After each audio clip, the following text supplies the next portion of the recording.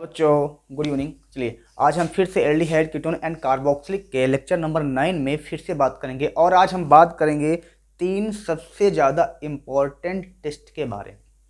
तीन सबसे ज़्यादा इम्पॉर्टेंट टेस्ट के बारे में पहला है हमारे पास टॉलन परीक्षण, दूसरा है फेलिंग परीक्षण और तीसरा है आइडोफॉर्म परीक्षण, या इसको बोलते हैं मेथिल कीटोन से हेलोफॉर्म की अभिक्रिया। ठीक है, तो द्वारा अभिक्रिया कुछ ऐसा एनसीईआरटी बताती है। तो सबसे पहली चीज़ें तो हम टॉलन परीक्षण के बारे में बात करेंगे। इसके पहले मैं थोड़ा याद दिला दूं कि मैंने इसकी पिछली वाली जो वीडियो बनाया है उसमें जब मैं एल्डिहाइड और कीटोन का ऑक्सीकरण करवा रहा था तो मैंने दो तरह के रिएजेंट यूज किए थे। पहला रिएजेंट था हमारे पास, जो पहला रिएजेंट था वो प्रबल ऑक्सीकारक था और जो दूसरा था वो दुर्बल ऑक्सीकारक था। तो जो प्रबल ऑक्सीकारक था KMnO4 पोटेशियम डाइक्रोमाइट या नाइट्रिक अम्ल था, और जो हमारे पास दुर्बल यानी मिल्ड, जिसको माइल्ड बोलते हो, मिल्ड मृदु ऑक्सीकारक था, वो था Tollens reagent and Fehling reagent. ठीक है, तो उसी के बारे में आज हमें बात करना है कि एक्चुअली जो टॉलेंस रिएजेंट होते हैं वो क्या होते हैं, और दूसरी चीज क्या होता है जब टॉलेंस रिएजेंट को एल्डिहाइड या कीटोन में मिलाया जाता है तो वो क्या देते हैं, इसका परीक्षण क्यों किया जाता है। तो इसका परीक्षण मैं मेनली बता रहा हूं क्यों किया जाता है। एल्डिहाइड और कीटोन को जांच करने के लिए, यानी उसको पता लगाने के लिए किया जाता है, पहली चीज। और दूसरी चीज, टॉलेंस परीक्षण का एक सबसे बड़ा फायदा ये होता है कि जब टॉलेंस परीक्षण को हम एल्डिहाइड के साथ रिएक्शन करवाते हैं तो हमें ये सिल्वर मिरर भी देता है, यानी सिल्वर मिरर टेस्ट भी देता है, तो जिसको हम सिल्वर मिरर टेस्ट भी कहते हैं। तो इसके दो नाम होते हैं, टॉलेंस परीक्षण यानी टॉलेंस टेस्ट भी बोलते हैं उसको, और सिल्वर मिरर टेस्ट भी बोलते हैं, सिल्वर मिरर टेस्ट भी बोलते हैं। तो अब हम सबसे पहले इसके बारे में बात करेंगे, फिर हम इसके और इसके बारे में बात करेंगे। तो सबसे पहले हमको एल्डिहाइड का टॉलेंस परीक्षण करना है और कीटोन का। तो मैं सबसे पहले ये बता दूं कि जो टॉलेंस होता है, टॉलेंस का यानी टॉलेंस परीक्षण करने के लिए हमको एक सबसे बेसिक चीज की यूज होती है जिसको बोलते हैं टॉलेंस रिएजेंट। अब बच्चों, टॉलेंस रिएजेंट क्या होता है? टॉलेंस रिएजेंट हमारे पास होते हैं जो उनको हम बोलते हैं, देखो यहाँ पे टॉलेंस रिएजेंट क्या होते हैं, वो होता है, ये हमारे पास गुरु कोष्टक है AgNH3 का होल ट्वाइस और इस पर प्लस का चार्ज। अगर जिन जिन लोगों ने उपसहसंयोगी यौगिक, एक चैप्टर है chapter number 9 in organic chemistry में पढ़ा है, उसको इसका नाम पता होगा। और यहाँ पे सेंट्रल मेटल है और लिगेंड है, तो सेंट्रल मेटल पे चार्ज कितना है? +1 का चार्ज है। कितना है?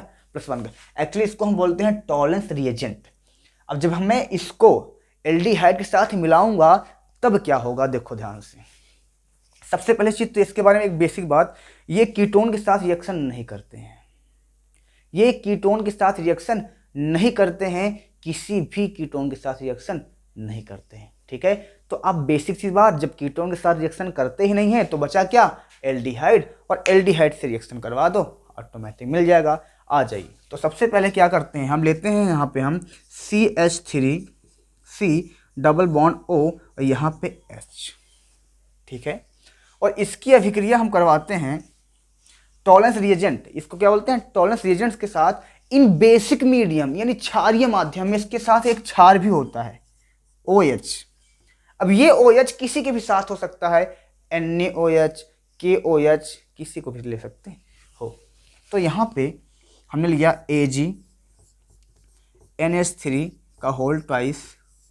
ठीक है, मैं इसको ब्रैकेट हटा देता हूं अभी,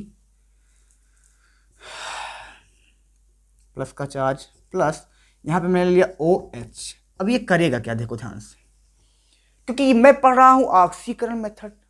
भाई टॉलेंस परीक्षण क्या है? एक ऑक्सीकरण विधि है, किसका? एल्डिहाइड और कीटोन का। तो ऑक्सीकरण तो होगा। अब यहाँ पे एल्डिहाइड है, हेलो, तो इस एल्डिहाइड का जब ऑक्सीकरण होगा तो ये क्या बनाएगा? कार्बोक्सिल बनाएगा। बिल्कुल से भाई, इसमें क्या होगा, जब आपने पढ़ा कि एल्डिहाइड और कीटोन का ऑक्सीकरण होता है तो क्या बनाता है? वो कार्बोक्सिल बनाता है। इसके पहले वाली वीडियो हमने बताया है। तो एक्चुअली में क्या होगा, अब एल्डिहाइड और कीटोन का कार्बोक्सिलिक अम्ल बनाएगा तो ऑक्सीकरण हो रहा है। अब ऑक्सीकरण का सबसे पहला मेथड क्या होता है कि ऑक्सीजन का जोड़ना, यानी addition of oxygen and removal of hydrogen. तो यहाँ पे ऑक्सीजन जुड़ जाएगा और ये हाइड्रोजन निकल जाएगा। अगर मैं सिंपल बात करूं इसकी तो ये कैसे बनेगा, ध्यान से समझो। ये एल्डिहाइड है, CH3, यहाँ पे कार्बन और यहाँ पे O लगा हुआ है, ठीक है। इस H को हटा के यहाँ पे हम एक O और लगा देंगे ऐसे, और इस पर लगा देंगे -। अगर मैं सिंपल इसको लिखूं तो एनसीईआरटी में इसको ऐसे लिखा जाता है CH3COO-, कुछ इस तरह से। यानी अगर इस CH3 को लिखना चाहो तो आप लिख सकते हो RCOO-, कुछ इस तरह से लिखा जाता है। इसके साथ मैं हाइड्रोजन नहीं जोड़ता हूं क्योंकि बुक्स में नहीं किया गया है, ठीक है। एक तो ये बन गया, क्लियर।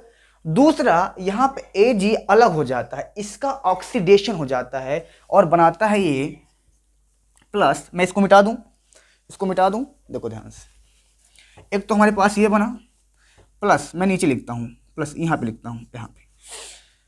दूसरा बना हमारे पास Ag, क्या बना Ag, क्या बना Ag, और क्या बना H2O + NH3।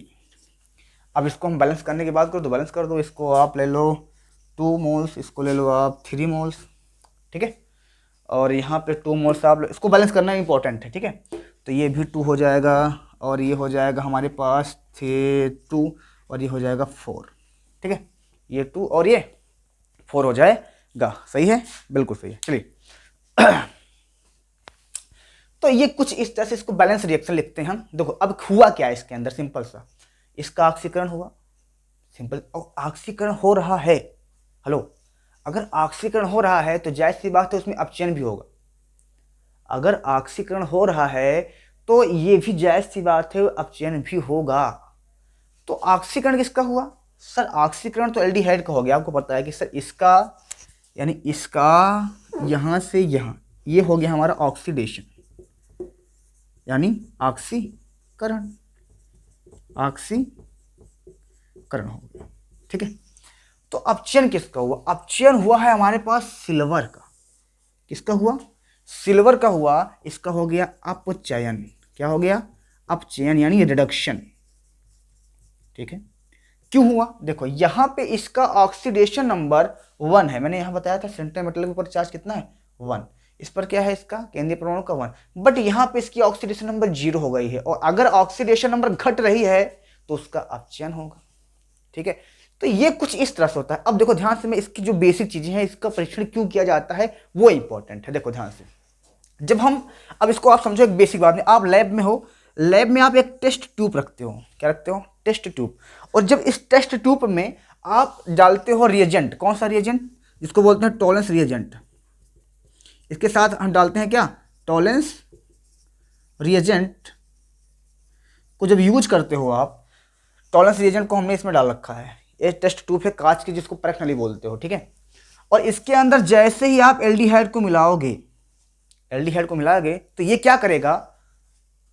इसको, सिल्वर को अपचयित कर देगा। और अपचयित करते ही देखो ध्यान से, ये जो ट्यूब है, टेस्ट ट्यूब है, इसके ऊपर क्या होगा? सिल्वर रंग की परत चढ़ जाएगी पूरे पे। क्या चढ़ जाएगी?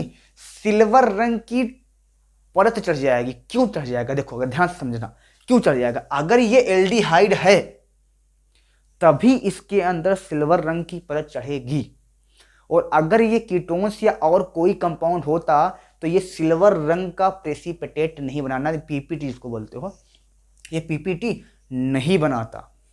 समझ गए मेरी बात? पहली चीज तो एल्डिहाइड कीटोन को प्राप्त करने के लिए किया जाता है। अगर एल्डिहाइड होगा तभी इसका अपचयन होगा, और अपचयन होगा तो ये व्हाइट रंग का प्रेसिपिटेट बनाएगा। और जैसे ही इसके ऊपर सिल्वर रंग की परत चढ़ेगी, इसको हम क्या करेंगे? सिल्वर रंग की परत चढ़ते ही इसमें हम अपना चेहरा देख सकते हैं, और अपना चेहरा देखते हैं जैसे, तो इसको बोलते हैं, इसी की वजह से इसको बोलते हैं सिल्वर मिरर। क्या बोलते हैं? Silver mirror. और हम टेस्ट कर रहे हैं तो इसको नाम दे देते हैं टेस्ट। सिल्वर मिरर टेस्ट भी इसी की वजह से इसका नाम पड़ जाता है। तो एक्चुअली क्या होता है, जब टॉलेंस परीक्षण हम करते हैं तो हमें 2 चीज का पता चलता है। पहला पता ये चलता है कि एल्डिहाइड कीटोन में, कीटोन का तो टॉलेंस परीक्षण होता नहीं है, लेकिन अगर एल्डिहाइड का परीक्षण मैं कर रहा हूं, एल्डिहाइड करेक्ट हमारे पास कैसे पहचानेंगे एल्डिहाइड है कि नहीं है, जैसे ही टॉलरेंस रिएजेंट में हम उसको मिलाएंगे वो ऑटोमेटिक क्या करेगा, सिल्वर को अपचयित करके और जो परख नली होगी उस पर जाके वो उसकी परत चढ़ जाएगी, किसकी, सिल्वर की परत चढ़ जाएगी और ये व्हाइट रंग का प्रेसिपिटेट बना लेगा। और जैसे ही व्हाइट रंग का प्रेसिपिटेट यानी एक सोल्यूशन बना लेगा, परत बना लेगा, और जैसे ही बनाएगा व्हाइट रंग का प्रेसिपिटेट, वो सिल्वर मिरर टेस्ट यानी उसमें हम अपना चेहरा देख सकते हैं, वो ऑटोमेटिक को क्या हो जाएगा, सिल्वर मिरर टेस्ट के नाम से जाना जाएगा। तो दो चीज होता है, इसको सिल्वर मिरर टेस्ट के नाम से भी जानते हैं। अगर आपसे पूछा जाता है कि सिल्वर मिरर टेस्ट क्या होता है, तो सिंपल सी बात है कि किसी एल्डिहाइड को आप टॉलरेंस रिएजेंट के साथ मिलाते हो तो क्या होता है, परख नली में ऑटोमेटिक उस पर व्हाइट रंग का प्रेसिपिटेट यानी व्हाइट रंग की परत चढ़ जाती है, और जैसे ही व्हाइट रंग का उस पर परत चढ़ता है उस पर हमको हमारा चेहरा दिखने लगता है यानी फेस दिखने लगता है,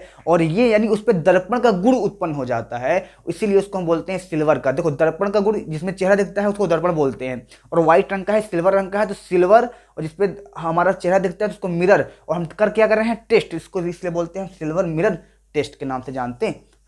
ठीक है, तो दैट इज द एकदम बेसिक सी। और फिर इसमें पूछेंगे कि ये एक ऑक्सीकरण विधि है, तो इसमें एल्डिहाइड का ऑक्सीकरण होता है, कुछ इस तरह का कंपाउंड बनाएगा, या आप इसको लिख सकते हो RCOO माइनस कुछ इस तरह से, और बैलेंस रिएक्शन लिखोगे आप। और ये अगर पूछा जाए कि टॉलरेंस परीक्षण किसके माध्यम में होता है, तो क्षारीय माध्यम में होता है, अम्लीय माध्यम में नहीं होता। तो ये इसके पीछे की लॉजिक थी। ठीक है, समझ में आया, नहीं समझ में आया तो फिर से वीडियो को पीछे करो और देखना स्टार्ट करो। चलिए आज फिर अब हम बात करते हैं सेकंड रिएक्शन के बारे में, फेलिंग रिएजेंट के बारे में। टॉलरेंस परीक्षण की तरह फेलिंग परीक्षण भी किया जाता है। अब इसके बारे में कुछ बेसिक बातें हम बात कर लेते हैं। देखिए फेलिंग परीक्षण के लिए भी हमको यूज करना पड़ता है फेलिंग रिएजेंट को। अब फेलिंग रिएजेंट क्या होगा उससे अभी हम मिलवाएंगे आपको, लेकिन अगर बात किया जाए टॉलरेंस रिएजेंट और फेलिंग रिएजेंट, दो लोग होते हैं, इसमें दोनों में अधिक ज्यादा क्रियाशीलता किसकी है, तो देखिए टॉलरेंस रिएजेंट की क्रियाशीलता ज्यादा होती है फेलिंग रिएजेंट से। ठीक है, फेलिंग अभिकर्मक से। ठीक है, ऐसा क्यों होता है, ऐसा क्यों होता है, क्योंकि जो टॉलरेंस रिएजेंट होता है वो चाहे एरोमेटिक कंपाउंड हो और चाहे एलिफैटिक यानी चाहे बंद श्रृंखला हो और चाहे खुली श्रृंखला हो, दोनों को ये ऑक्सीकृत कर देता है। कीटोन को तो दोनों नहीं कर पाते, लेकिन इसमें एल्डिहाइड की बात मैं करूं तो ये एरोमेटिक एंड एलिफैटिक दोनों रिंग को आसानी से ऑक्सीकृत करके सिल्वर मिरर टेस्ट बनाता है। बट फेलिंग टेस्ट ऐसा नहीं करता है, ये सिर्फ हमारे पास एलिफैटिक का ही ऑक्सीकृत करवा पाता है। कौन, फेलिंग परीक्षण जो होता है यानी फेलिंग रिएजेंट जो होता है, सिर्फ वो एलिफैटिक का ही रिएक्शन करवा पाता है, एरोमेटिक यानी बंद श्रृंखला का नहीं करवा पाता है, खुली श्रृंखला का ही करवा पाता है। और दूसरी चीज कीटोन इसमें दोनों में रिएक्शन नहीं देते हैं, कीटोन दोनों में रिएक्शन नहीं देते हैं। तो ये थी इसके बारे में खास बात। ठीक है, अब हम बात करते हैं फेलिंग परीक्षण के बारे में। दिखाई तो दे रहा है ना, ओके ठीक है। अब हम बात करेंगे फेलिंग रिएजेंट के बारे में, तो मैं इसको मिटाता हूं। ठीक है, चलिए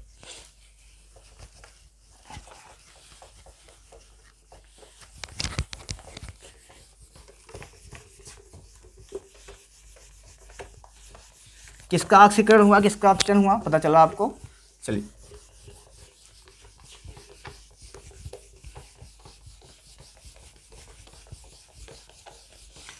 बच्चों, फेलिंग रिएजेंट क्या होता है, सबसे पहली चीज तो कीटोन इसमें भी नहीं होता, कीटोन रिएक्शन इसमें भी नहीं देता, बट एल्डिहाइड देंगे। और एल्डिहाइड कौन से एल्डिहाइड देंगे, सिर्फ एरोमेटिक, सिर्फ एलिफैटिक, एरोमेटिक बिल्कुल नहीं, यानी कि खुली श्रृंखला यानी लॉन्ग चैन में जितने भी होते हैं वो देंगे, और बंद श्रृंखला वाली नहीं देंगे। ये रिएजेंट इससे थोड़ा सा कम मजबूत होता है, क्रियाशीलता कम होती है। तो सबसे पहले आप यहाँ पे एल्डिहाइड लेते हो, that is the aldehyde, formal इसको बोलते हैं फॉर्मल्डिहाइड। ठीक है, या एसिटल्डिहाइड भी ले सकते हो। यहाँ पे एक इसको हटा के यहाँ पे CH3 लिख दो ऐसे, इसके पास अल्फा कार्बन है।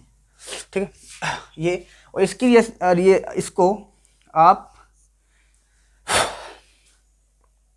इसका रिएक्शन करवाने के लिए आप यूज करोगे फेलिंग रिएजेंट को। अक्सर फेलिंग रिएजेंट क्या होता है, फेलिंग रिएजेंट क्या होते हैं? तो सिंपल सी बात है, Cu प्लस का 2 और ये क्षारीय माध्यम होता है, Cu plus 2, Cu plus cupric. ठीक है, अब ये क्या होता है, इसकी रिएक्शन करवा दो, Cu प्लस 2, इसकी ऑक्सीडेशन नंबर कितनी है? 2, ऑलरेडी लिखी गई है, और किसके मीडियम होता है? क्षारीय माध्यम है। अब होता क्या है, क्योंकि हम पढ़ रहे हैं ऑक्सीकरण मेथड, भाई ऑक्सीकरण मेथड ही तो है सब ये।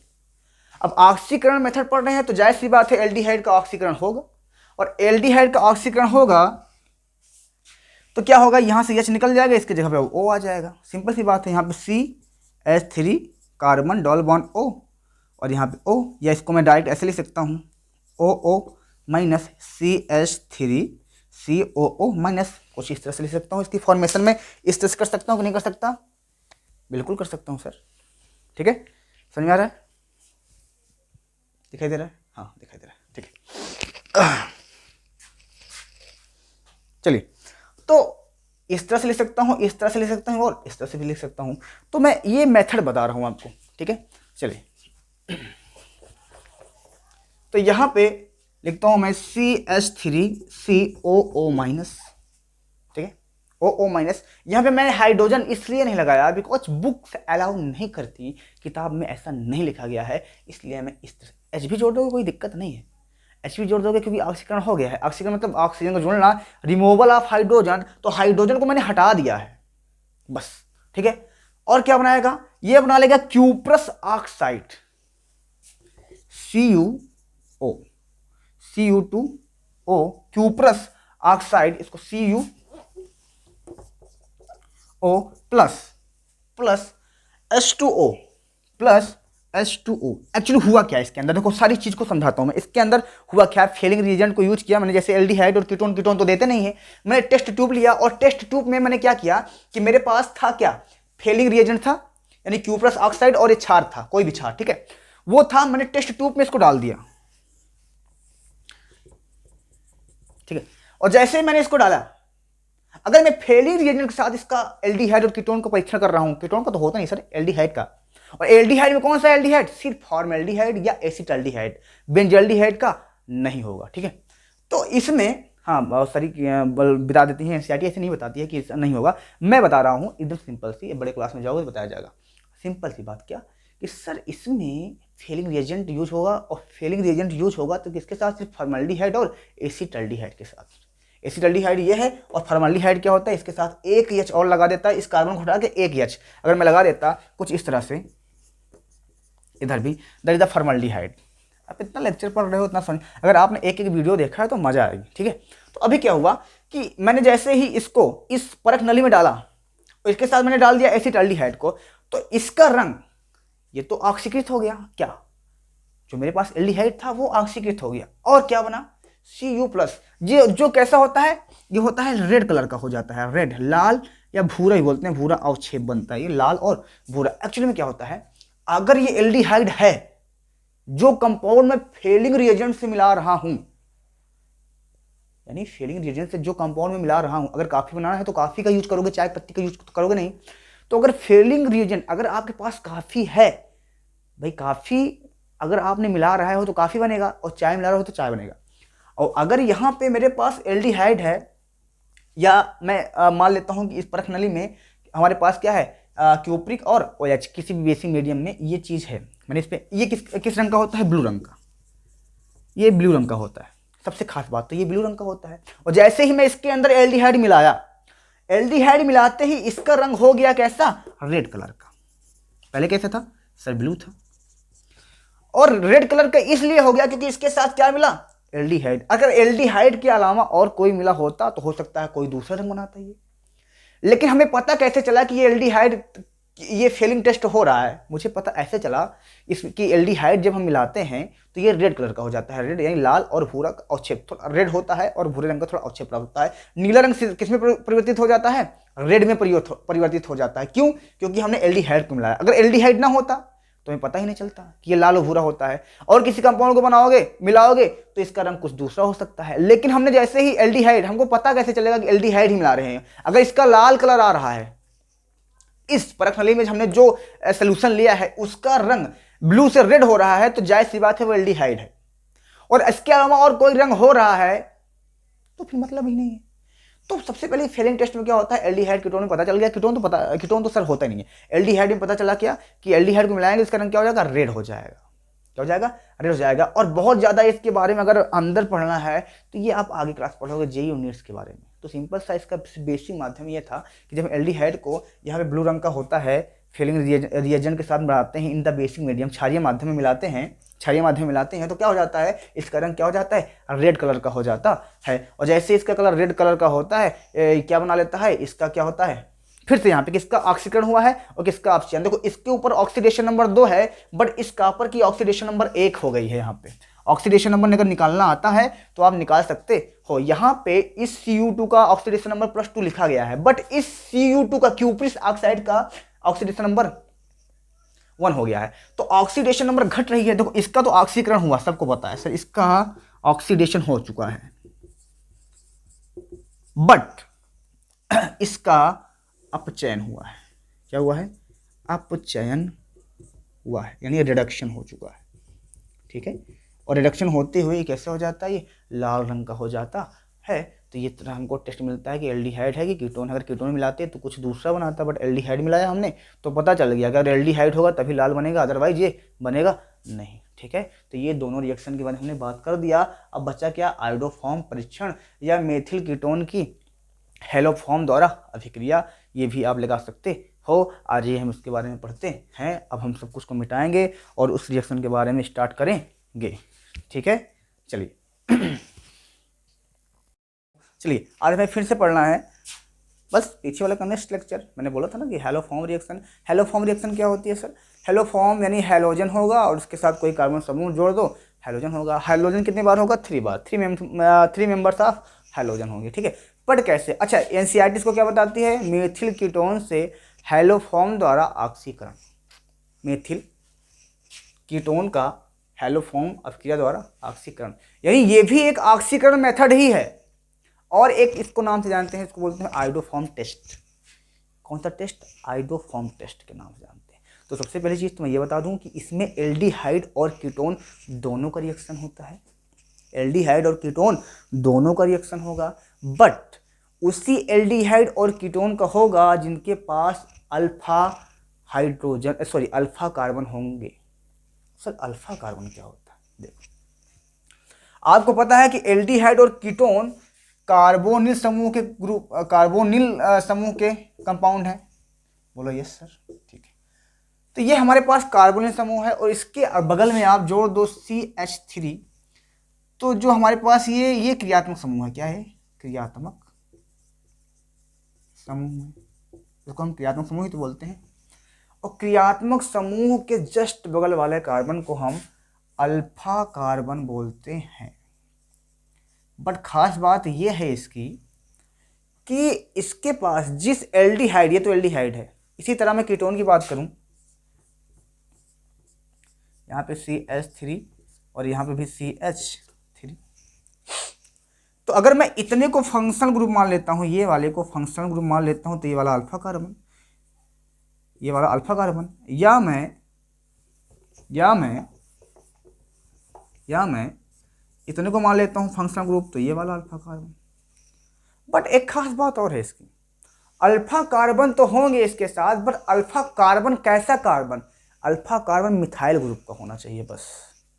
किसका, यानी मेथिल ही होना चाहिए, मेथिल के अलावा और कोई नहीं होगा। कैसे सर, यानी CH3 का ही कंपाउंड होना चाहिए। अगर आपने कुछ इस तरह से लिख दिया COOCH3, बट एनसीईआरटी सीधा बताती है इसको CH2, यहाँ पे CH3 ऐसे लिख दिया, यानी एक तरफ मेथिल जोड़ दिया एक तरफ एथिल, तो इसमें रिएक्शन नहीं होगी, क्योंकि ये जो होता है ये बड़ा कंपाउंड है, इसके पास अल्फा कार्बन नहीं है। अल्फा कार्बन क्या होता है, CH3 वाला ही कंपाउंड होना चाहिए। इधर तो CH3 है पर इधर भी नहीं, दोनों तरफ होने चाहिए, और नहीं है तो ये होना चाहिए। अगर CH2 जोड़ दिया तो आप सिंपल से बात समझो कि हाइड्रोजन, मतलब बड़े बड़े ग्रुप नहीं होने चाहिए, छोटे ग्रुप होने चाहिए, छोटे ग्रुप होने चाहिए। अल्फा मेथिल ग्रुप होना चाहिए, अल्फा मेथिल ग्रुप होना चाहिए। ठीक है, अब आओ हम रिएक्शन की बात करते हैं। सिंपल से किसकी बात करेंगे, रिएक्शन की बात करेंगे बच्चों। अब इसका रिएक्शन में होता क्या है, सबसे पहली चीज़ तो हम बात करेंगे हेलोफॉर्म क्या होता है। देखिए हैलो का मतलब हो गया हैलोजन ग्रुप्स जुड़े होंगे किसी किसी कार्बन के साथ। बट कितने हैलोजन? 3 हैलोजन। जैसे हमारे पास I3Cl3 या Br3 है, ठीक है, और इसको मैं जोड़ दूँ CHI3, CHCl3 और CHBr3। ये हमारे हेलो फॉर्म है। मैं CHF3 नहीं लिखा, क्यों नहीं लिखा? क्योंकि CH यानी फ्लोरीन जो होता है बहुत ही अनस्टेबल कंपाउंड है, इसलिए मैंने उसके बारे में बात ही नहीं किया, ठीक है। तो ये तीनों हमारे इंपॉर्टेंट हैं, ठीक है। अब क्या होगा, तो एक्चुअली में रिएक्शन देखना किसकी है सर? इसकी देखोगे, इसकी देखोगे, इसकी देखोगे। देखो रिएक्शन तो तीनों को देखना है, किताब ने बुक ने ऐसा नहीं बताया। इसको एक नाम से और जानते हैं, आयोडोफॉर्म टेस्ट के नाम से भी जानते हैं। अगर मैं इसकी रिएक्शन करवाऊंगा आयोडीन की तो आयोडोफॉर्म होगा, बट हैलोजन के साथ रिएक्शन करवा सकते हो, किसी का भी कोई दिक्कत नहीं है। तो चलिए अब स्टार्ट करते हैं, ठीक है। एक्चुअली और इसकी एक खास बात और है, ये एक तरह का साल्ट बनाता है। साल्ट बोले तो नमक बनाएगा, किसी लवण का निर्माण करेगा। अब उस लवण का निर्माण हमें करवाना पड़ेगा, चाहे आप इसको ज़बरदस्ती समझ लीजिए और चाहे आप जो समझ लीजिए, बट होगा, ठीक है। तो सबसे पहले क्या क्या करेंगे, इसके बीच में क्या क्या होगा सर, क्या क्या करवाना पड़ेगा सर, क्या क्या करवाएंगे आप? देखिए सबसे पहले हम लेते हैं एल्डिहाइड या कीटोन कोई भी। यहाँ पे ले लिया कार्बन समूह O, यहाँ पे H, यहाँ पे CH3। इसकी रिएक्शन हम करवाएंगे Cl2, मैं बैलेंस करके लिखता हूँ हैलोजन को, या Br2 या I2, तीनों में किसी एक को ले सकते हो, प्लस किसी क्षार के साथ, यानी बेसिक मीडियम में ये भी होगा तो ऑक्सीकरण ही इसका भी, ठीक है। बेसिक मीडियम में ये भी होगा। अगर बैलेंस करने की बात करो तो मैं यहाँ पे लिख लूँ +4NaOH, ठीक है, +4NaOH3Cl2। चलिए अब देखो क्या होगा। सबसे पहले चीज इसके अंदर की मैटर समझिए कि इसका ऑक्सीकरण होगा, और ऑक्सीकरण जैसे होगा ये दो ग्रुप में बटेंगे। कैसे? यहाँ CH3 है, यहाँ पे ये है, यानी इसको मैं अलग करूँ तो होगा CH3 प्लस ये OO यहाँ पे H। और अगर ऑक्सीकरण की बात कर रहे हैं मैं ऑक्सीकरण की बात कर रहा हूं तो आपको पता होगा कि ऑक्सीकरण में ऑक्सीजन जुड़ता है और हाइड्रोजन निकल जाता है। बिल्कुल सही है, ठीक है। तो इसमें मैं अगर जोड़ना चाहूँ, इस CH को मैं इधर लिख दूँ क्या, ऐसे, तो यहाँ पे ऑक्सीजन जोड़ सकता हूँ, बिल्कुल कोई दिक्कत नहीं सर। और यहाँ से मैं हाइड्रोजन को बाहर करूँगा। कितने हाइड्रोजन सर बाहर कर दोगे आप? 2 हाइड्रोजन को बाहर करूँगा। कितने? 2 हाइड्रोजन को मैं बाहर कर दूंगा। और जैसे ही यहाँ पे हाइड्रोजन को बाहर करूँगा, यहाँ पे ला के हम Cl3 को जोड़ देंगे। क्या बनाइए? क्लोरोफॉर्म। या Cl3 जगह क्या जोड़ सकते हो आप? CHBr3 या CHI3, यानी क्लोरोफॉर्म, ब्रोमोफॉर्म, आइडोफॉर्म, किसी एक का रहेगा क्या? एल्डिहाइड ही रहेगा। यहाँ तक किसी को दिक्कत नहीं है। तो एक्चुअली ये चीज़ उधर होगा, ये चीज़ उधर मैं यहाँ पे समझा रहा था आपको, ठीक है। और यहाँ पे क्या बना है? O-। और ये क्योंकि हमको क्या बनाना था मैंने पहले बता दिया था, मुझे साल्ट बनाना है। और साल्ट कब बनता है? जब Na जोड़ते हैं। तो इसके साथ आप Na को जोड़ दो। अब Na कहाँ मिलेगा सर? अरे Na यहाँ पे उपस्थित है सर, कोई दिक्कत नहीं है। Na यहाँ पे क्या है? उपस्थित है, यहाँ पे कोई दिक्कत नहीं है। चलिए कोई दिक्कत यहाँ तक? यहाँ तो कोई दिक्कत नहीं है। मैं इसको आगे लिखूँ। चलिए क्या क्या बना? CH3 Cl, सॉरी H3 नहीं है भाई, यहाँ पे सिर्फ H ही है। Cl3, सॉरी CHCl3 या Br3 या I3, किसी एक को आप CH के साथ जोड़ दो, बस खत्म कहानी। प्लस C,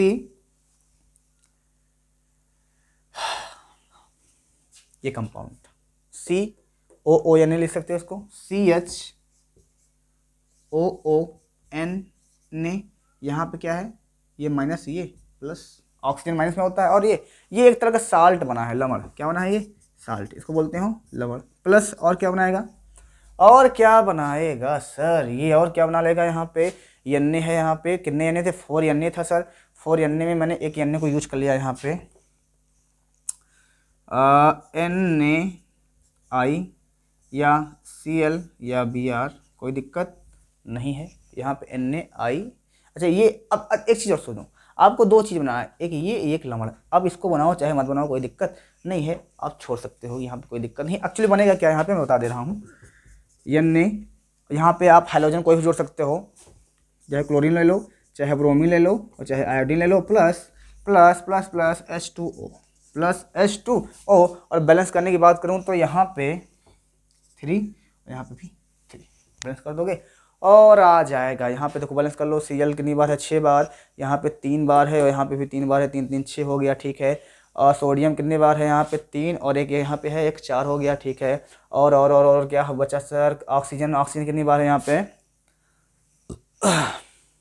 यहाँ पे 3 बार ऑक्सीजन है, तो यहाँ पे 3 बार ऑक्सीजन है। इधर कितने ऑक्सीजन है, 4 ऑक्सीजन, 4 1 5 ऑक्सीजन बैलेंस है, बिल्कुल बैलेंस है सर। 3 इधर हैं और 3 2 5 इधर भी हैं, कोई दिक्कत नहीं है। तो ये रिएक्शन कुछ इस तरह से होके आती है। आपको कुछ नहीं करना, इस वाले को चाहे लिखो चाहे लिखो, ये इंपॉर्टेंट है सर, ये इंपॉर्टेंट। लवण बनाता है और क्या बनाता है ये, या क्लोरोफॉर्म बनाया गया। अच्छा, इसको क्लोरोफॉर्म, इसको हेलोफॉर्म रिएक्शन के नाम से जानते ही हैं। या तो क्लोरोफॉर्म बनाएगा, या तो आयोडोफॉर्म बनाएगा, या तो ब्रोमोफॉर्म बनाएगा, और एक लवण बनाता है। मेन क्या है ये, मेन क्या है, ये बनाता है, एक लवण का निर्माण करता है। और इस तरह से हमारी ये अभिक्रिया संपन्न हो जाती है। अब हम आगे नेक्स्ट पढ़ेंगे अल्फा हाइड्रोकार्बन या अल्फा कार्बनों द्वारा अभिक्रिया। तो ये हमारी इंपॉर्टेंट रिएक्शंस थी और इसमें हमने देख लिया मेन क्या है हमारे पास। मेन क्या है, जो हमारे पास सॉल्ट बन रहा है और दूसरा हेलोफॉर्म भी बन रहा है, हेलोफॉर्म रिएक्शन भी हो रही है यहाँ पे। तो कुछ इस तरह से हम बात करते हैं। और नेक्स्ट अब हम पढ़ेंगे अल्फा हाइड्रोजन के कारण होने वाली अभिक्रिया। तो हम मिलते हैं नेक्स्ट वीडियो में। अभी के लिए इतना ही काफ़ी है और मुझे पूरी आशा है कि आपको पूरा समझ में आया होगा, क्योंकि मैंने बहुत ही बेसिक से बताया इसको। Okay, thank you, bye, good night.